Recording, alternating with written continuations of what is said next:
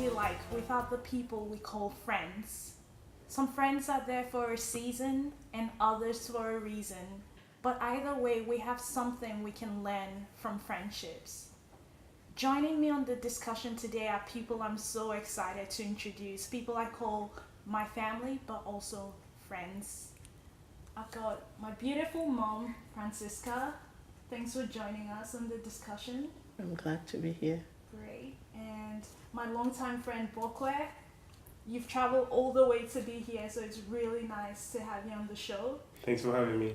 No problem. And also I've got my beautiful friend, Christabel. Thanks for joining us. A pleasure to be here. Yeah, Christabel is one of those friends who, even though we don't see each other often, Yes. like we text and we talk, and when we do catch up, it's like, you know, Because time gets, you don't have any count of time. Exactly. Just go on and on. It's like we just pick up where we left off, which is always great. And then there's my beautiful sister, Margaret, who is also my best friend as well. Like, we've been through a lot of good times and not so good times, but that's what friendship's all about, isn't it? Exactly, yeah. Awesome. So yeah, I'm really excited, and I just wanted to start with the very first question. Why do you think friendship is important? Yeah, friendship is important because I love people and I like a situation where I share that love with people, and people also share and care about me. And yes, great moments of life, I need my friends to be there to celebrate. And also even in tragic moments, that's when we need them more. When you're in need, sick or bereaved or whatever. What would life be like without people to console you, people to love you, people to share your great moments in life? Yeah, I agree. That's exactly the same for me. And also, friends, well, growing up, I was the only child. So when I went to school, my school was the only social place that I was Able to interact with other people. Yeah. So friends have been sort of a support emotionally, physically, and yeah, I just believe that two heads are better than one. Absolutely. As the Bible Absolutely. says. Yeah. How about you? I think friendships have been really important in my life. I mean, I love meeting people, but I do feel in my journey as a person, if it weren't for the people in my life and the friends that I've made, I do not know if I would be who I am. You know, I've had people who have refined me, made me a better person, think about myself, challenged me, as well as people who have really supported me in my really down times, you know, and really held my hand, and, you know, just a simple call that you do not think that would make a big difference, but just that friend calls you at that time when you need it most, you know? And I would never, and that's why I do think they're really important in making me who I am. For me, I think friendship creates a sense of belonging. You might not always draw like-minded people as friends, but they add substance to your life. You create memories with them. They also make you who you are. And choosing wisely is also very important because they add an aspect to your life that, like I always say, friends are like an extension of family. So I think the importance of friends is quite an underrated thing. But when you have good friends, you know that you can achieve a lot with them, and you know, it's better to have two heads than one, like you said. And just keep friends close, those close friends, and choose wisely. Definitely. And I'm looking at moments like this, you know, and it just makes me so glad to be able to call people like you my friends, because I can look back in a few years from now and remember this very moment that we're in. And I'm like, I was able to share this memory, this time with people I call my friends. And I think it would be so much sadder if I had to go through even joyful moments by myself. You know, it's like it doesn't make life worth living. It gives it a whole lot more meaning to know that you can share these memories, because that's what we're made for. We're made for communion and we're made to have relationship with other people. Yeah. So it's really great. I know, Margaret, you mentioned choosing your friends wisely. So how do you go about choosing your friends? What do you look for in the people that you consider friends? I think for me, loyalty is very important. I like to know that if I call you a close friend, like when I'm down, I can call you up and you can cheer me up. And also friends that, you know, are ambitious, like they rub off on you, you know, you can aspire and you know that they support you. Yeah, I think ambitious, loyalty, trust, humor is also very big. You want to have that one friend that You can can call up just and for they'll make just for a good laugh, you yeah. know. That's always laughter is good medicine. Yeah, just simple things like that, and also friends that you can pray with as well. I think it's also very important to share like a similar faith with friends as well. Yeah. Yeah, for me, I think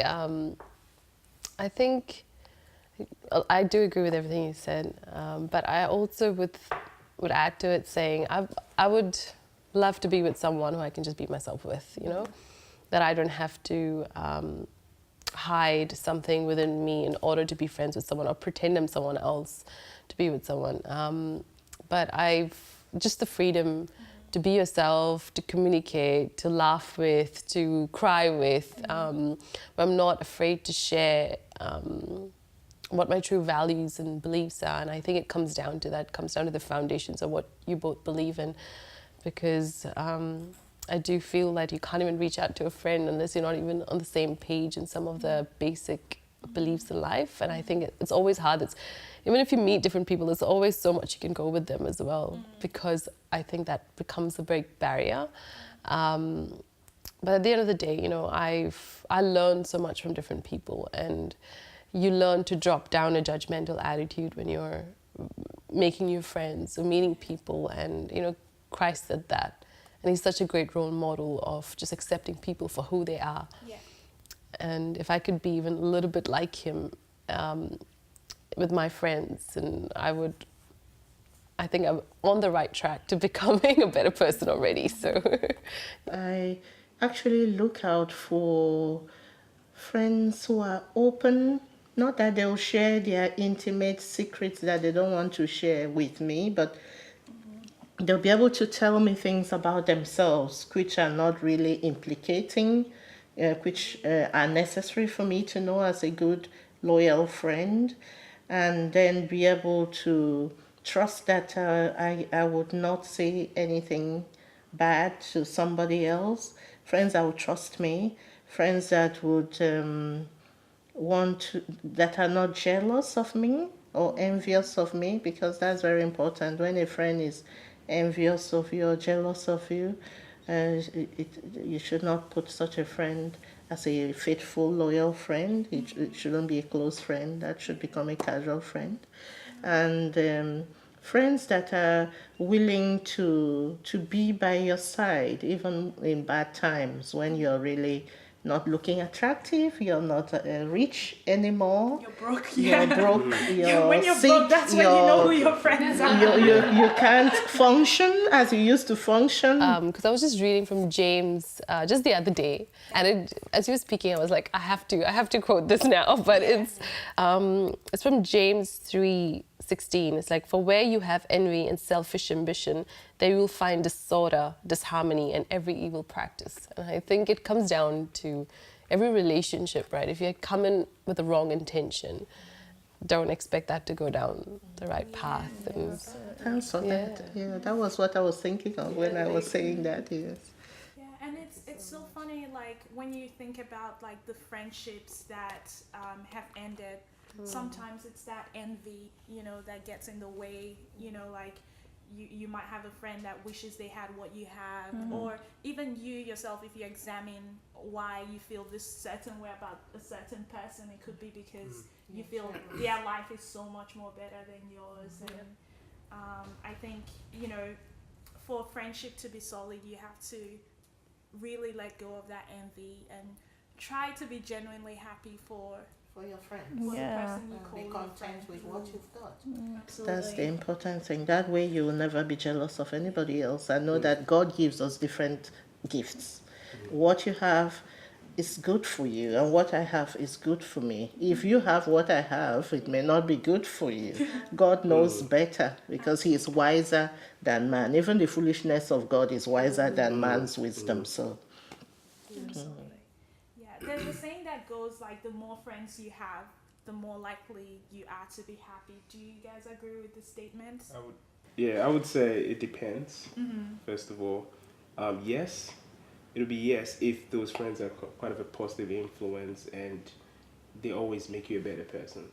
And but it'll be bad for me. It'll be bad if you have a group of friends that are always driving you and bring the worst in you, or causing contention and strife, as the book of James says.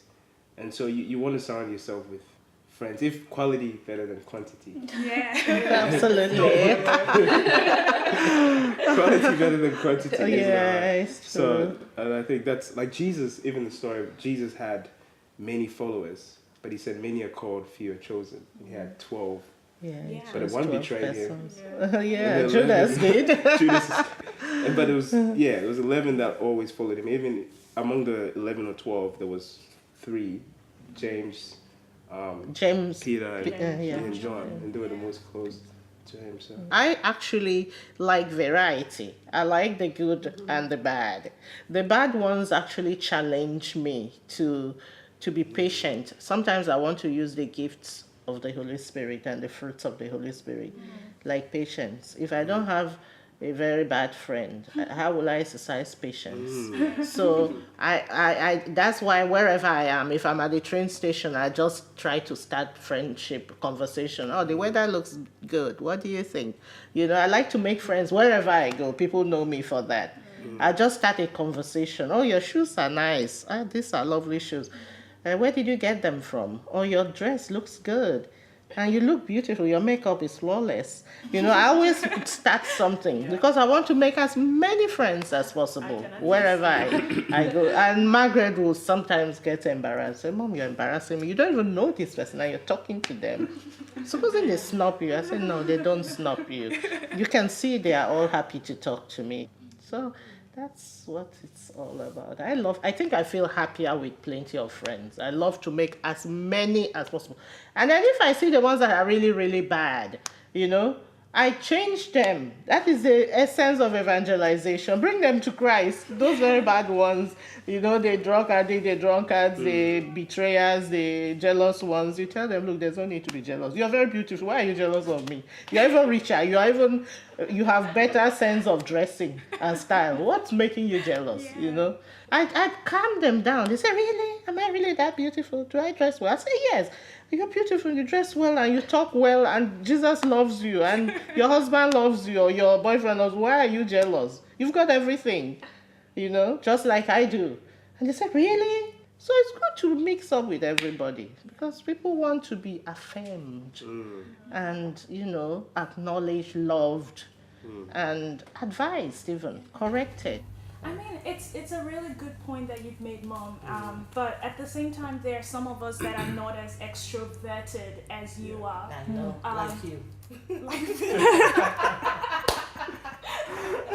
That's right. I'm not a very You're an it introvert. takes time for me to warm up to people, and you know, and I think that in itself might also be a good quality as well, depending on how you see it. Yeah, But that's good. what does it say about someone who is an introverted person? I think it's to do with personality. Yeah. Like if you enjoy being around people, then that's like your comfort zone. That's where you feel more at home when you're around more people. But then if you're an introvert, then you enjoy your space, you enjoy your personal space. So it just depends. No, introverts also, they don't like talking too much, but they enjoy friendships. Yeah, you have a close circle. It's Yeah. like this. You can count your Yeah. friends by the Yeah, fingertips. and also there's this thing about friendships. Like even the Bible talks about he who finds. There are many people that you will call friends, but who you find is a reliable friend. Yeah. And also, like, you're very lucky if you can count in your lifetime up to 5 people that you consider your friends. I want to add to that. I remember moving to Tasmania where I didn't know anyone for university, and I didn't know you guys even when I moved to Tasmania. Exactly, But and I prayed about it because I believe friendship was important. Because I prayed about it. I said, God, I need connections. I said connections. Yeah, connections. Yeah, that's what friendship is. Well, it's like, to be honest, even with this whole being here, it's actually a connection, but it's also friendship that established that. And I was praying about it, and then I started making friends in randomly university, church, different places. That's good. And God answered your prayers. and I believe God does want us to live in community. I do feel in this age where there's so much of Facebook and social media, sometimes the essence of friendship gets lost. Just the understanding of, the communication, the spending time with each other, and come over, let's share a meal together, and it just, some of that just gets lost, and sometimes about the numbers, and that's why I'm a bit like, does the more friends you have actually make you happy? I'm not sure. I do not know where that need of having friends comes from as well. And I feel sometimes, just depending on God bringing the right people in your life in the right season of your life is just, trusting Him that He will bring those people. And the people that He will bring to you is chosen by Him. And, at that time in your life. And He'll, like, as you said, He doesn't want to live in isolation. And I think that's one thing, when you're really down, that's what the first thing that will happen to you, go into isolation. And I'm testament of that. I pushed people away. But God brought people again and again and again in my life, just to show that, you need to speak about this, you need to get out. And that's when, some of my closest people in my life really reached out to me, and I actually had to go out to say, I need help, And, so I guess it's not a number. I can think of one situation where this was at university, and I made friends with a couple of international students, and I remember one time I got really sick, and I called my parents, Mommy, I'm sick, come and help me, but obviously she can't catch the plane and get the plane and come down. So I was there pretty sick, it was a cold and a flu together, and one of my friends noticed it, and she made some herbal tea for me. And it was really nice. I was like, wow, I was pretty blessed. I felt really blessed that they actually really cared. She actually really cared to make tea. I was like, wow. So that was one of the benefits of true friendships. Yeah, I think I would want to share something about friendships that I've experienced in my season, because it hasn't always been like that I've had great friends, which is why I'm starting to come to a point where I'm appreciating the blessing that friendship is. And I think it's kind of having, like, lately I've had friends that believe in me. I mean, to be able to put something like this together, I couldn't have done it without, people like you, Margaret, and you, Bella, and Mom, and, you being here, and everyone behind the scenes. Like, these are my friends, and these are people that believe in this idea that I had. And I was, like, so scared. I remember praying. I was like, God, what am I doing? Like, is this even gonna work? Who's gonna want to be a part of this? Who's gonna want to watch it? Like, and just to think that there are people that came up to me and say, I think what you're doing is great. And not just through words, but through actions. Like, yes, we're gonna be a part of this. We're gonna be in this season with you and journey with you. And so for me, that is just mind-blowing, and it's just one of those things that I'm really grateful for. This is where I see friends. This is where I see people that I can count on. And I think that's what friendships are. For me, like having someone that I can count on, people that keep their promises, and also,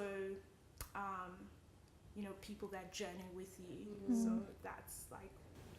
I'd like to add to that. This is in John, the Gospel of John, where Jesus says to the disciples just before I think he went to the cross. Yeah. He said, I no longer call you servants, but I call you friends now, because everything I've learned from the Father, I've shown you. And I was like, wow, because he said, I've shown you the secrets of the kingdom. To all this I speak in parables. Yeah. and it's that sort of closeness that he had with them, and that's also reflecting in our lives as well. Like when we get to know true friends, we just begin to share, and they journeyed with him as well. They saw everything that he did, and they followed him. Yes, and yeah, true friends will follow you. You become like a reflection of your friends as well. Like even your mannerism and things you say, you're like, oh, she does that a lot. Now I'm doing it too. Like it's good. And friends should be actually willing to lay their lives for their fellow friends. Like Jesus said, a true friend, he said he calls us friends because he laid his life for us. Yeah. He also said in the Bible that there's no greater love than a person who is willing to lay down their life for a friend. And Christ is the perfect example of a true friend. I know, like, from a personal point of view, when I didn't feel like I had friends, and it was like God was the only one consoling me and say, hey, I'm here, I'll be your friend, you know. And to have that relationship with him, I think he teaches you what it's like to be a true friend, and then you can go out and actually be a friend to others as well. And when people look for friends, you know, they said, oh, I don't have good friends, I don't have friends, I don't know how to make friends. You have to be a good friend yourself. Start by looking inward. Those good friends you're looking for are also looking for good friends. So you be a true, faithful, loyal friend to someone. And you have made a friend forever. That's how you make friends. Yeah, I mean, I think I've had a roller coaster experience with friends, and I think it was a bit reflection on my journey as a person. I think at the time where I was so vulnerable as a person, and I would do anything to fit in, I made a series of wrong decisions in terms of my friends, you know, and I could see that play out in my life. And as a result, I made a lot of wrong decisions myself. And then suddenly when my life all turned around and I really had no one else to go to, because, you know, the decisions you make when you're in that state of mind and that person, it never goes down the right road. You always hit rock bottom almost every time.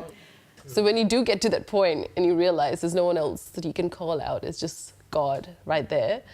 And I feel at that time when I had friends, I didn't even realize they were such good friends, you know, who cried with me, who were there in my lowest points in my life, who I would just share, and they would not believe that I went through what I did, and they would just cry and be there with me and support me and lift me up when I needed most, when I had nothing to give them, you know. I was just so broken as a person, and I was like, Lord, you're amazing, you know. It's just, God always gives you the chance as well. I think he's the only constant friend throughout the whole time, I can say. I think that was my biggest learning. It's like the more you spend time with God, the more you are with him and recognize his presence, you make right decisions even with the friendships that you have and the relationships you get into. And, you know, suddenly you see that, you also see what's influencing you, and you can stop things from getting too far at the right time because you see that in yourself when you have that relationship with Christ. So it's a roller coaster ride for me, but I think now, I mean, I'm still not there yet, I'm still learning, I've got loads to learn, but it's, you know, just to know that God has time for everything. So I want to, I guess, pose the question to each and every one of us. What do you think will make you a better friend? What's your one flaw as a person that you know, this is something that I know I'm really not good at and I would love to work on? Okay, I'll start us off. Time management. When my friends say come at 2:00, I go at 3:00, and they are really angry with me all the time because I don't have good time management skill. But I'll be there. They will say, we know she will come, but she will not come at the time we wanted to come. And when she comes, she'll come with all the apologies and bring food, bring things to make you not to be angry. That's what they talk about me, you know, behind my back. I think I sort of blame my flaws to my childhood, because growing up the only child, so I sort of depended on myself, very self-reliant. And so when it comes to calling someone up all the time and then trying to keep in contact, I sort of, because I can be by myself and pretty much be happy. But I've learned that I think God is teaching me just to be less selfish.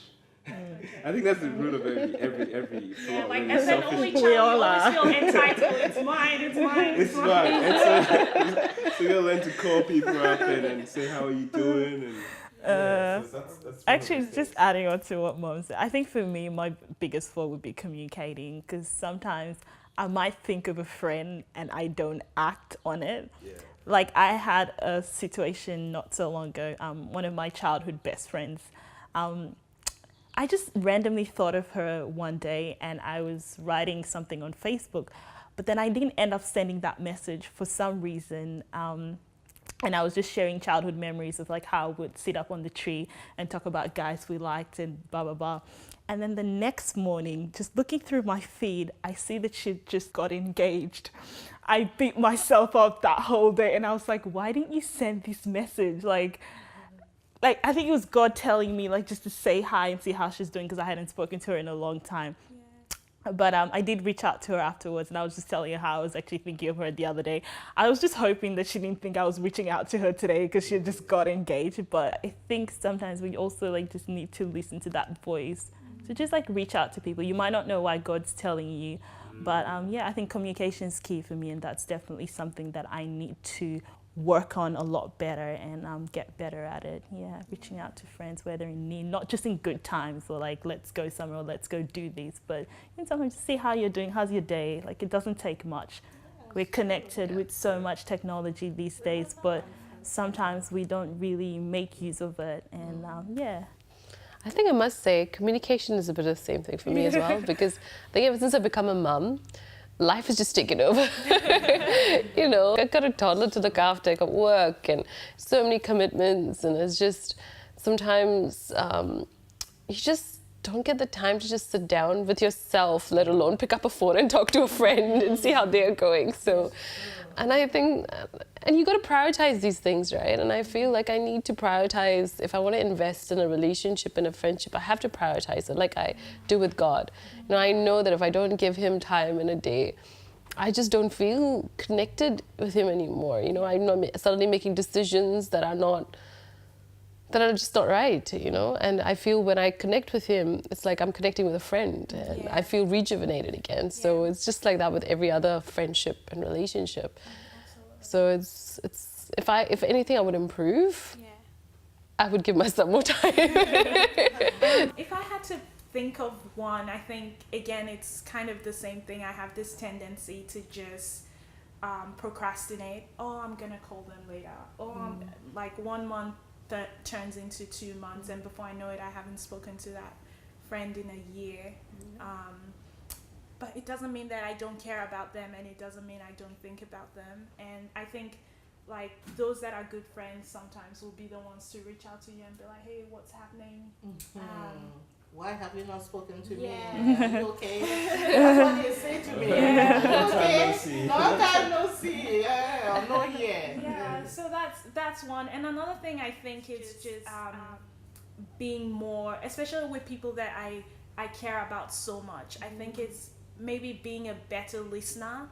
And like, I think sometimes I have the tendency to want to pour out my problems on like my friends and tell them what I'm going through and get that empathy from them.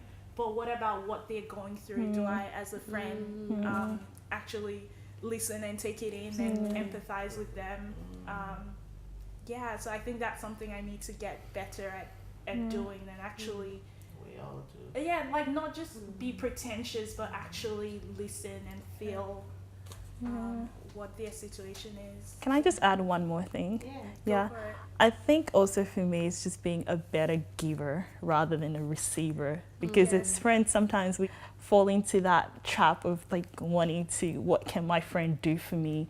But yeah, I think I just... It's a two-way relationship. Yeah, exactly, like you mentioned earlier as well. Yeah, trying to just, give more into it. I wish we had more time to talk about friendship, but it's been such an enriching conversation, and I'm so glad that we could all do it together as friends, and I really hope that we stay friends forever.